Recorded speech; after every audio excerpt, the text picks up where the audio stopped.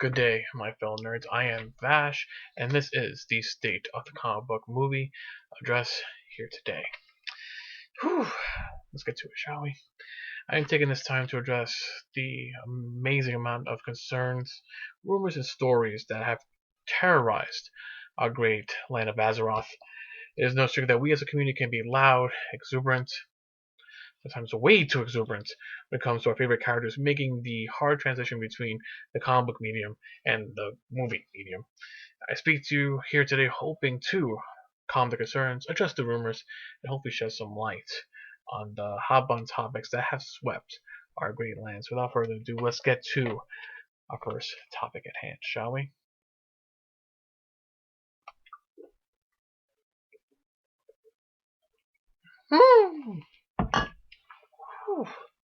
Yeah!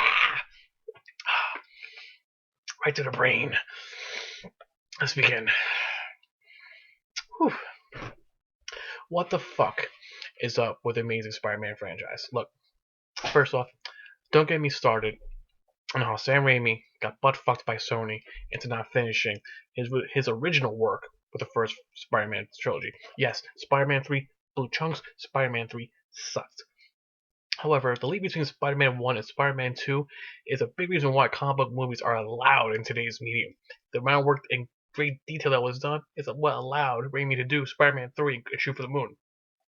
He fucking missed the moon. That being said, should have been given the chance to finish it. Instead, we got a reboot way too early than was needed, and we got what we got. So, secondly, it was an okay reboot. Calm your tits. It was good, not great. That being said, the Sinister Six are now also getting their own spin-offs and movies. Wait, what the fuck? Look, I'm all for spanning the brand and the franchises to delve deeper in the Marvel catalog of movies and stories and characters through amazing forever canon that we've been allowed it over the years. But when the first movie is about, story-wise anyway, is about as wide open as a prostitute entering her 20th year working in the corner, I have a problem with that. More to the point, that's with that same whore in question. That same whore probably has more warm and death between her legs than this first movie did. I'm sorry. Plenty of Flash, not enough payback. So, Sony, you are in control currently of one of, not just Marvel, but the comic book industry is one of the most beloved characters. You've done great with the first three movies. Of course, the third one was you give the reboot way too early when it is. Please, Sony, take very good care of this franchise. We have high hopes for this. But please, Sony, please, we're asking you, many fans are asking you, please do not butt fuck us like you did Sam Raimi. Make the Amazing franchise, Amazing Spider-Man franchise, what it should be. Great fun, because the reboot was not great and fun. Sorry to burst your bubble on that.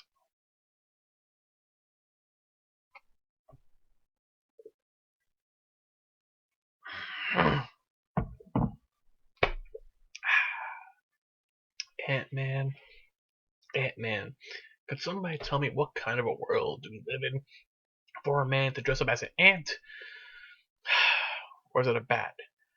Anyways, we were all very intrigued and anxious when Marvel said, we're going to give you an Ant-Man film and introduce him into the Avengers universe, and we were given Edgar Wright of the great Blood and Ice Cream trilogy to write and direct the film. Well done there.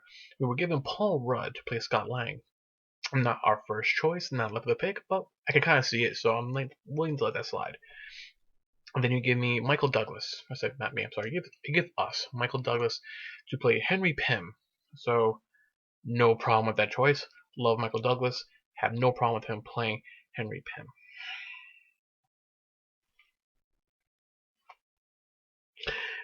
But before any of the good news happens, right from the get-go, you cockslap us right in the face. Hard, unforgiving when you say in the Avengers Age of Ultron, Henry Pym did not create Ultron. Are you fucking out of your mind? This is comic book lore. You do not shit on comic book lore. I don't give a fuck if Jarvis becomes Ultron in the Avengers Age of Ultron movie. Henry Pym created Ultron. You're shitting on comic book lore going back to 1968. And the fact that Edgar Wright has been working on this movie for Lord knows how fucking long, and the script for Lord knows how fucking long, and still was okay with shitting on comic book lore of Henry Pym not creating Ultron.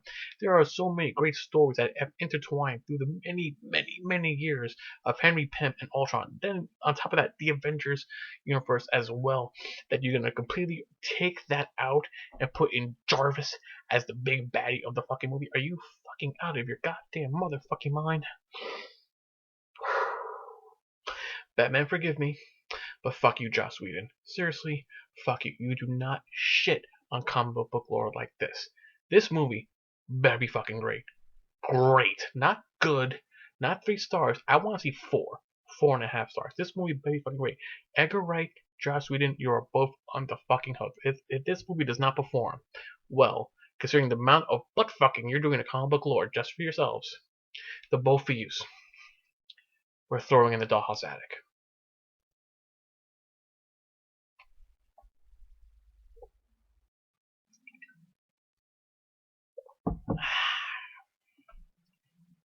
Marvel, we have a love-hate with you. We love you because you gave us Iron Man, you gave us the Hulk, starring Edward Norton, Thor, and Captain America. Then you gave us the Avengers, and that movie was absolutely positively great. The Avengers was everything we were hoping it would be, and then some. Thank you for the Avengers. But the sequels, Marvel. The sequels. By Odin's beard, oh my god. The sequels have been awful. We were willing to forgive Iron Man 2 because right after that we had the Avengers, so we're willing to forgive Iron Man 2. We will not. We shall not forgive Iron Man 3. That was a crime against cinema, not just comic book movies. And that's saying something. We had some pretty bad comic book movies. Remember the old Fantastic Four? That's the one that came out when Chris Evans was Human Torch. No, well, before that. Remember that awful Fantastic Four movie? That's how bad Iron Man 3 was. This was awful. Then came Thor: The Dark World, and it was so-so. It was so-so. Loki was an absolute scene stealer, as in he stole valuable time from the big bad villain to have more face time on the screen. Listen, Loki was fantastic. Tom Hiddleston is amazing.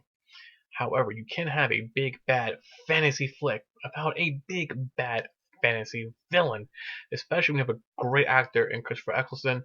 So I know you want to give us Loki because the fans demand Loki, and Loki was again nothing short of fantastic. But you can't have a big bad fantasy movie without a big bad fantasy villain. You cannot work that way, and that's why Thor: The Dark World was so-so. Captain America is coming up in just a few months, and all signs are pointing it to it being a good movie. Maybe very well even on par with the Avengers, maybe even better than the Avengers. Marvel, of all your original movies, they were good. Not great, but they were good, and they set the Avengers, which was absolutely positively great. This is the last member of the Avengers with a sequel to come out. We need this movie to be great. Because Iron Man 2, Iron Man 3, Thor: The Dark World, and if there ever is another Hulk, they're on the hook to being good because their sequels as a whole have not been living up to promise. We need Captain America to really bring it home and show that when you do go into Marvel Phase 3 movies, we can look forward to them and be excited for them. Right now, these sequels are not living up to expectations. They're dropping the ball. We need this to happen.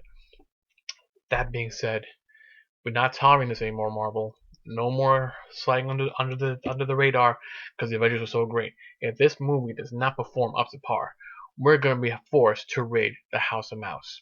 And just like the song from Ellie Goulding goes, and we're gonna let it burn, burn, burn, burn. We're gonna let it burn, burn, burn, burn.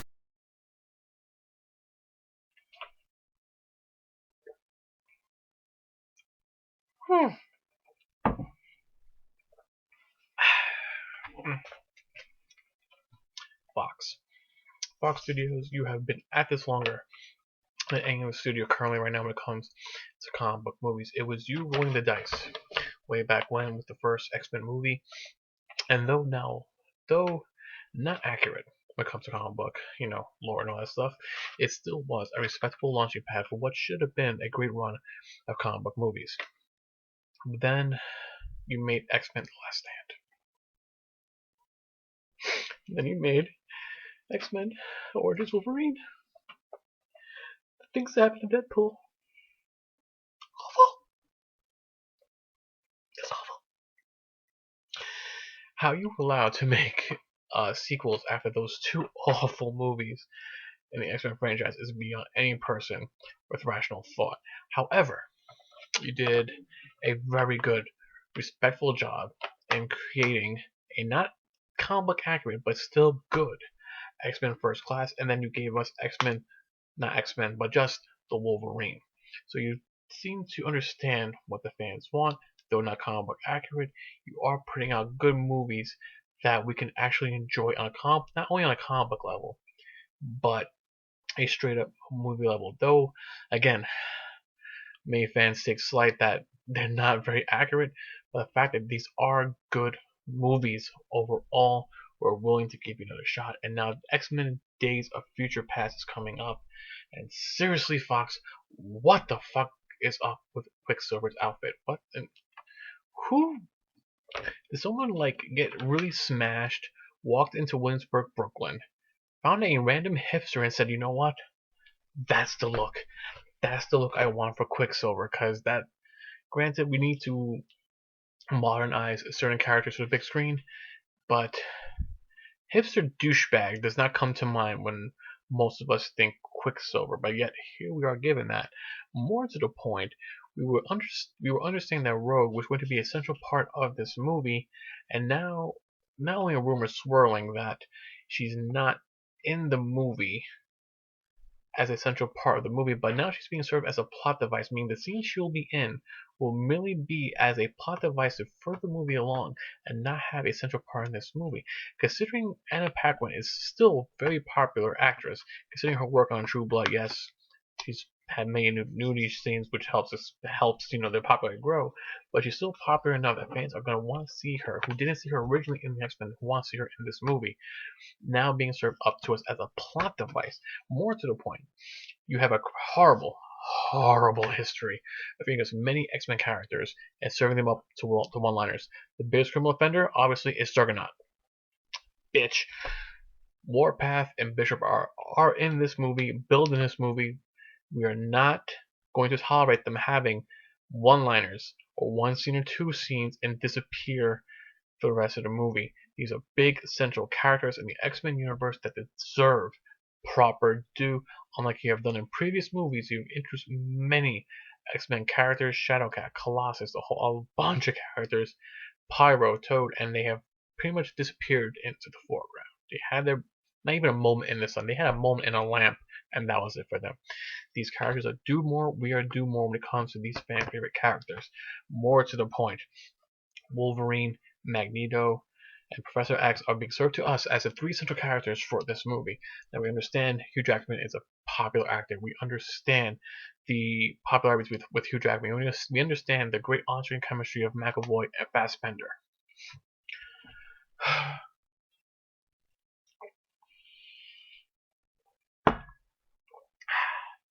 But did anyone at Fox read the original canon?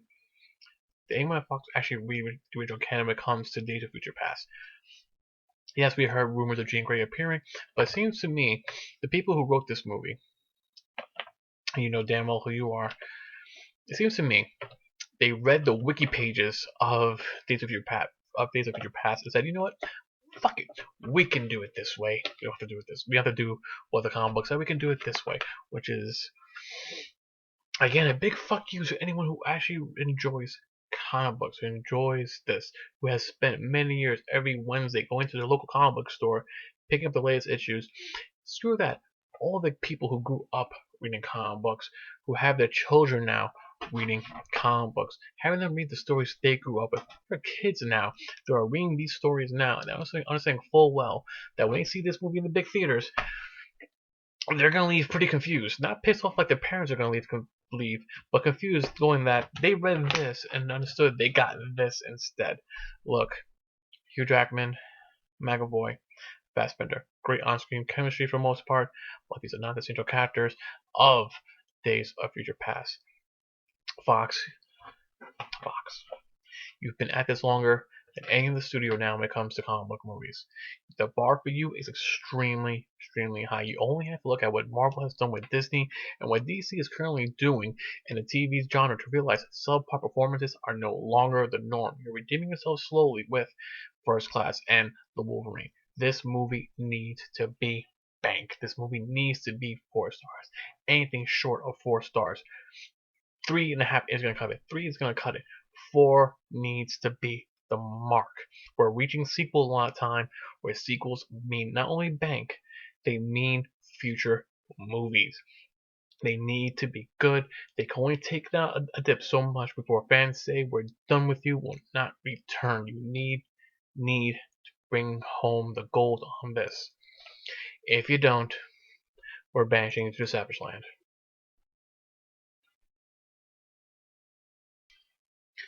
My fellow Earthicans, it is with bated breath and a woozy head that we address the biggest elephant in the room.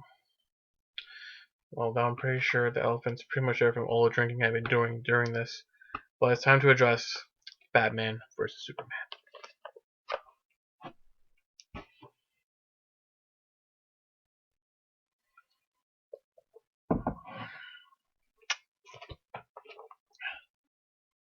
No, that's not going to do it.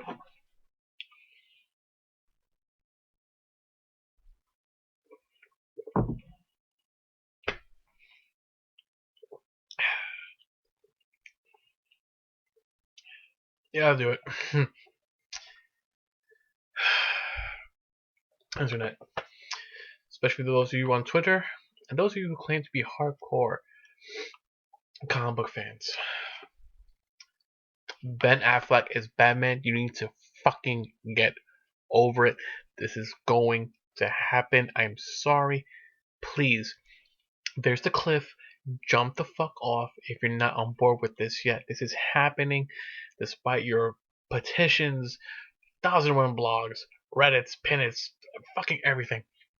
Stop it. This is going to happen. Ben Affleck is Batman. Get over it. We're all gonna have to get over that fact. Ben Affleck is going to be the Bat. It's gonna happen. Stop it. Stop it. Despite the gajillion fucking rumors hitting the internet right now that Warner Brothers wants him out, that he can't handle the pressure, that he's looking for a way out of the contract, that he's pretty much being also let to walk away, and Warner Bros. Will not cite him for this. These are all rumors that have all been debunked by the actor himself. The link will be in the comment section, watching out the description section, so you can see he's not going anywhere. I'm sorry if you hate that choice. Accept it. It's going to happen. Ben Affleck is Batman. Now that that's over with, and we need to move on beyond that point, internet, we need to accept the fact that Ben Affleck is the Bat. It's going to happen. It will happen.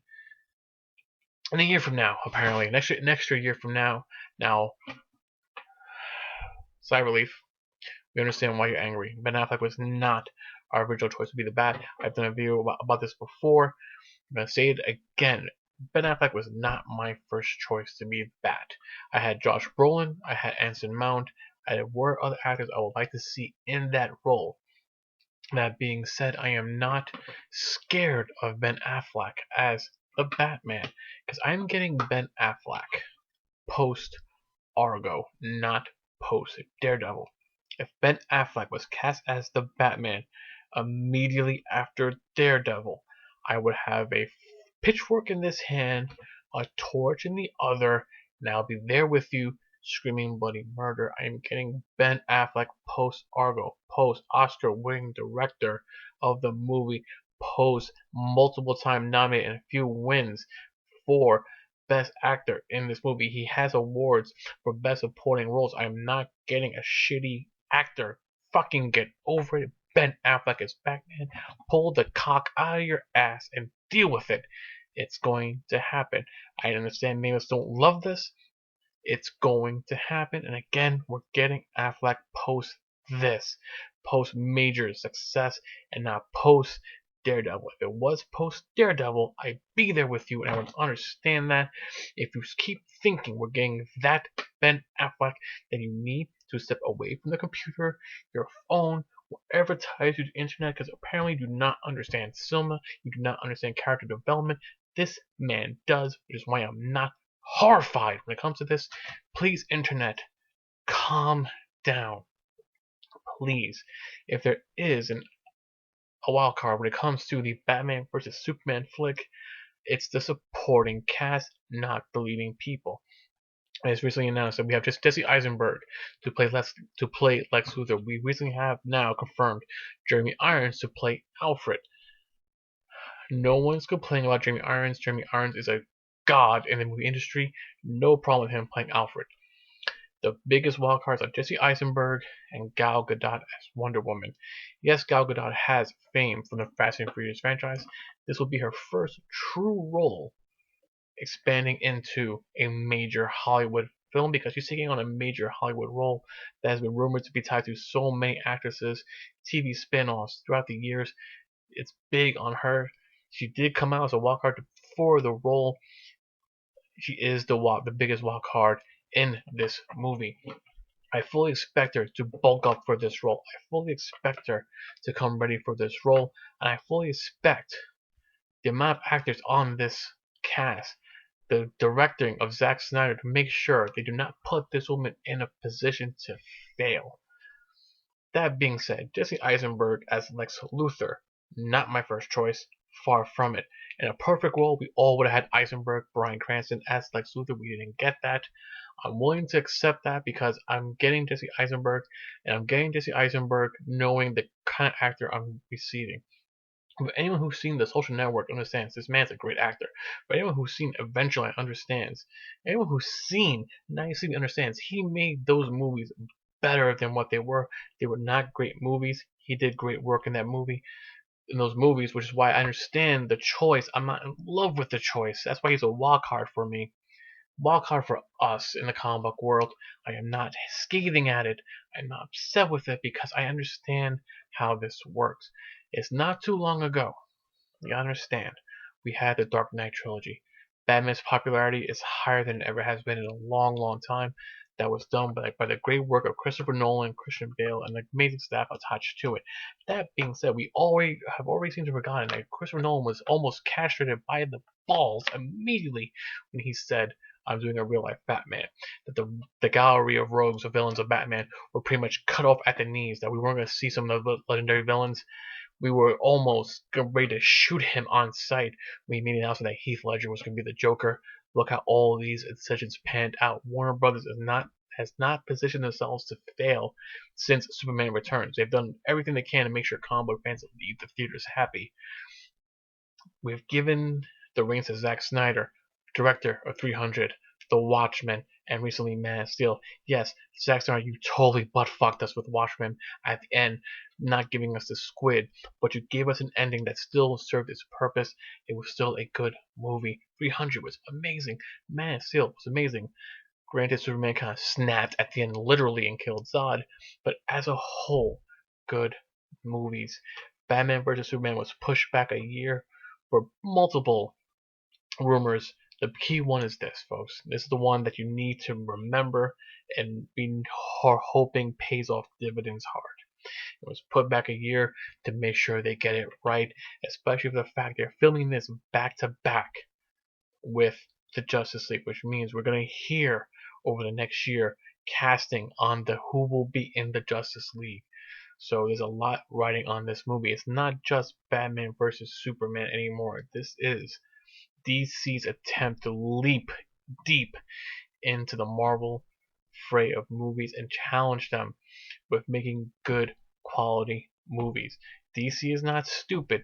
They understand Marvel has not made quality sequels. They've had great Phase 1 movies. Their sequels have been subpar. The Avengers was here. The sequels are down here. This is DC's chance to catch up big. We need to take this with a big, big sigh and understand that we're getting a lot of people involved in this film. Again, if we were told Henry Cavill, Ben Affleck, that hot chick Gal Gadot from Fast and Furious, Jesse Eisenberg from Zombieland, Adventureland, and Social Network. If Jeremy Irons was in this movie and Zack Snyder was going to be directing this movie, all these actors in this movie, we will be intrigued, we will be hyped, we'll be very curious to see how this turn out because The Dark Knight was so successful and this is so recently after The Dark Knight. Our expectations of the film are up here, they're unrealistic. Even this movie does 5 stars. I'm pretty sure in the grand scheme of things, our expectations will be higher than 5 stars because this franchise is following such a great franchise in the Dark Knight trilogy. We're giving it too high of expectations. They're unrealistic by even our own childlike imaginations. We need to come back to reality and understand Ben Affleck is Batman. Gal Gadot is Wonder Woman. Jesse Eisenberg will be Lex Luthor. Henry Cavill will be reprising his role as the Man of Steel. Remember how he wasn't exactly the most popular pick originally for the Man of Steel, and look how well that turned out despite the ending with and all that stuff. That being said, internet, calm down. I have nothing but faith in Zack Snyder. He has not let me down yet, with the exception of Sucker Punch.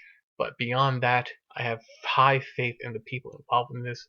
I beg of you, I ask of you, I'm pleading with you to please see this point. Warner Brothers is doing everything in their power to make sure this rivals the Avengers. They are not taking this lightly. I'm guaranteeing you, they're taking every choice with a fine tooth until they're making sure these work out as perfectly as they possibly can, which is why this last segment is taking so long. Need to drive home the point. Take a deep breath. However, if this movie absolutely fucking tanks, we can absolutely go to DC Studios and absolutely bomb the fuck out of it. But until then, deep breath, slow down, accept it for what it is, and hopefully, just hopefully, this will work out for the best. Okay? I'll be there with you if it bombs out badly. If I'm wrong, I'm wrong. I'll be the first one to admit it. But we need to get there first. We need to take a deep breath and deal with it. That being said, thank you. This has been the first comic book movie address of 2014. We'll happily come back as these movie releases come out and assess them as they do and give our proper opinions on them as such time allows. Thank you and good day. God? That was pathetic.